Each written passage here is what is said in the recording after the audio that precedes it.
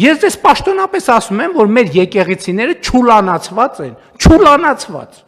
Նիկոլ Փաշինյանի աղմկահարույց հայտարարությունից հետո, թե եկեղեցիները չուլանացված են, ով որտեղ ինչ-որ պետական ապրանք ունի բերում է, հոգևորականները այն կոշտ քննադատեցին։ Փաշինյանը հիմա որոշել է նրանց պատասխանել վիրավորելով մի քանի գրառմամբ. «Մեջ բերենք դրանք»։ Սրբազան, գնա շարունակիր քեռուդ կնգան դոմփել, ինձ հետ ինչ գործ ունես։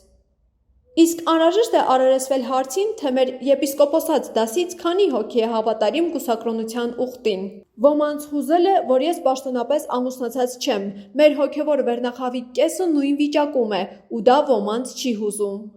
Իսկ ինչ է լինում, երբ պարզվում է, որ կուսակրոն հոգևորականը խախտել է կուսակրոնության ուխտը, նա զրկվում է պաշտոնից, աստիճանից և փիլոնից, հիմա ո՞րն է բարոյապես ավելի ազնիվ, կամավոր հրաժարական տալ, թե ընկնել մտատանջությունների գիրկը, տեսնես կլինի քննություն, տեսնես կբացահայտվի իրականությունը, գրել է Փաշինյանը։